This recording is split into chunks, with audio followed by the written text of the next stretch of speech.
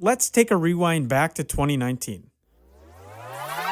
Think for a moment what things happened in 2019. Just to name a few things in U.S. politics, Robert Mueller submitted his report, Donald Trump was impeached, in world news there was a fire at Notre Dame Cathedral, Prince Harry and Meghan Markle had a baby, in sports news the Kansas City Chiefs were crowned NFL champions, the Washington Nationals won the World Series, the Toronto Raptors were NBA champions, and the St. Louis Blues took home Lord Stanley.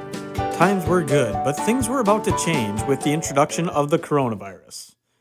Something that would impact the whole globe and make the world come to a standstill. Business was halted, and no industry saw a larger impact than the restaurant and bar industry. Places that were once filled with sounds like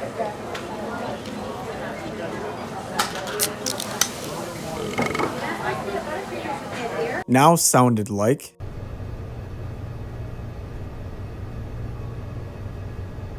the silence was deafening to bar owners like Muli Haidini, the owner of Legends Bar and Grill right here on Main Street in Oshkosh. Muli explains the atmosphere in the once vibrant restaurant. Yeah, it was ghost in here. There's nobody in here. Just the employees for a couple of weeks until the food business started picking up. Muli, like many other bar and restaurant owners, saw a loss financially according to research done by Penn State. There was a loss of more than 3 million jobs and $25 billion in sales in the first 22 days of March due to the pandemic. As the shutdown continued, we saw as of May 5th, 22% of restaurants closed their doors permanently, and 63% of restaurants were forced to lay off employees during the pandemic. Muli knows firsthand what it is like laying off employees or at least cutting down their hours. Well, it took somewhat of a hit. I mean, I had to lay off some people, give them, instead of full-time, part-time. But the first weeks actually was really rough, like I said, until the food takeout started taking off. Like many people had to adapt to working from home, so did the restaurant and bar industry. They had to change the way they did business. Rather than having guests sitting down with a menu, takeout was offered, which helped keep these places afloat. No, it was the takeouts, the food orders. The community here really helped out.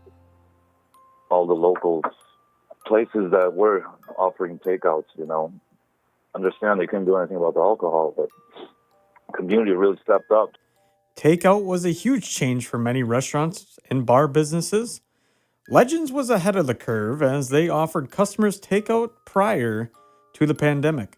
According to QSR Magazine, they state that now 49% of family restaurants like Legends are offering takeout or some form of off-premise service post the coronavirus outbreak in March.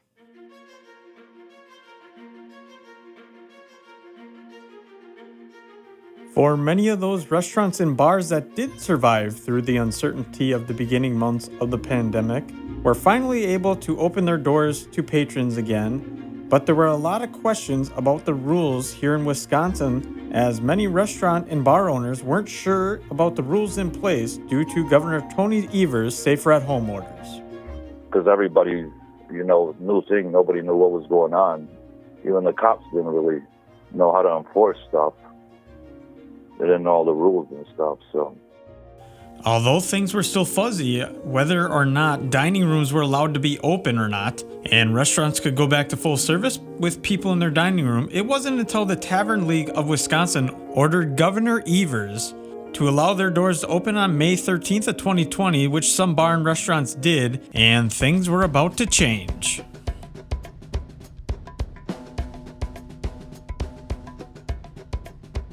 The doors to patrons in the restaurants and bars were now open, and places that used to sound like this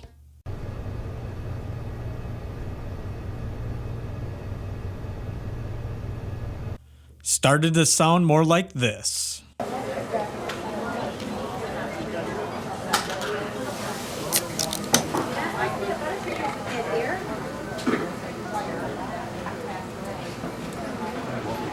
The bars and restaurants are back open here in Wisconsin, and many are thriving since the shutdown. The atmosphere that so many owners miss so much is back, and this makes owners like Mooley very happy.